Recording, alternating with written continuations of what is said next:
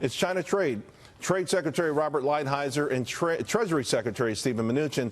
They're going to meet with their Chinese counterpart tomorrow in Shanghai. Joining me now to discuss former Arkansas governor, former presidential candidate Mike Huckabee. You like that former presidential candidate thing? Should we keep repeating that? Well, I guess so. I Okay. mean, rub it in, Charles. Just go ahead and remind me of how successful I was running for president. Thank you. It's in a prompter. I'm like, you know what? We might have hit it one time too many. Governor, thanks for joining us. Okay, all eyes on the trade negotiations, all eyes on what happens next. I think the great news is that expectations have been tamped down, but what should we expect? Well, the most important thing we can expect is that the United States administration under President Trump has been tough on China. Thank God they have. Nobody else ever has before. And as a result, China has run rampant all over the globe. They've trampled people. They've destroyed human rights, and they've done it with impunity. This is a president who says enough of this. And just today, there are a couple of headlines that really should be noted. One is how China is manipulating Hollywood. Now, there's a big surprise. But they're even to the point of taking certain patches off Tom Cruise's jacket in the Top Gun sequel because it offended some Chinese sensibilities. When China begins to run the American movie industry to that level of detail, we're in trouble. Secondly, another big story came out that they have put in jail for 12 years an activist who ran a website exposing corruption in China. Let's be reminded, this is a communist totalitarian regime. They're not a free people. They don't get to think for themselves. They don't get to speak for themselves. They don't get to worship for themselves. And for us to capitulate to a country that defies everything that defines America is a stupid thing to do. So I'm glad the president is pushing back and taking an America Strong approach. Governor, good morning. It's Mitch Rochelle. But do you think they're just, in the end, just slow playing the president? Because we have an election in 2020, and they have a president for life. So do you think anything's really going to get accomplished, or they're just sort of slow playing us?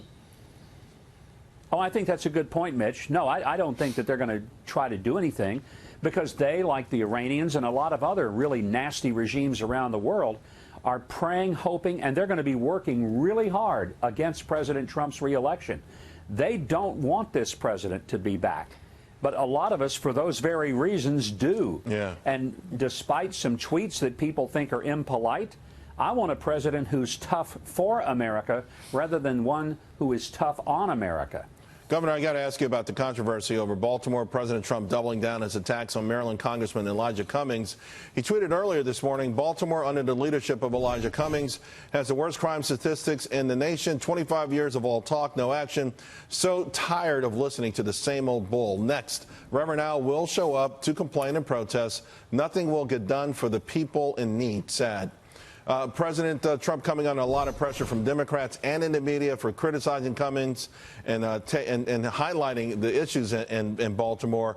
Some are saying the word infestation is racist and that this is just another example of President Trump being racist. What are your thoughts? Charles, it's disgustingly dishonest to say that because the president points out the obvious that any photograph can reveal, that somehow that's racist. Frankly, saying that it's racist is racist if you really want to look at it, because it's almost saying that if there are manifestations of rats and trash, it must be because of race. No, it's a lack of leadership.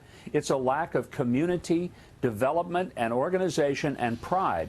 So when the president is calling it out, it has nothing to do with race. And here's my point to the Democrats. I guess now we now know Bernie Sanders is a racist. Let's just be clear about it. He's a racist. Because long before Donald Trump said anything, Bernie Sanders said that Baltimore was like a third world country. But I don't recall a single CNN anchor getting on air and crying about that when he said it. So I'll believe that there's some genuine concern about what the president said when they get on to Bernie Sanders and call him a racist. Until they do, let's just be honest. This is pure, nasty, partisan politics. It's race baiting, and it's just absurd.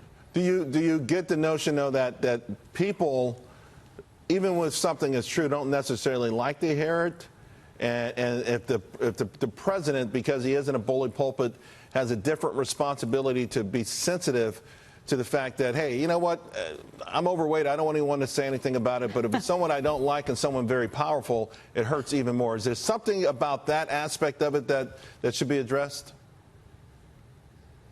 Well, why shouldn't the president call out issues where, I mean, hundreds of millions, if not billions of dollars have been poured into some of these cities, and they are rat infested, because instead of the money going to clean up the cities and give people jobs and to help them with employment, instead the money has gone through corrupt governments. It's been thrown away.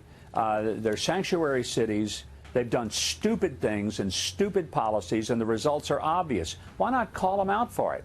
I think that's what good leaders do. They don't pretend that everything is just fine and dandy when it's absolutely a complete disaster and mess. Yeah, I really would love to see outrage replaced by solutions myself. Governor Huckabee, thank you very much. Always appreciate your insight.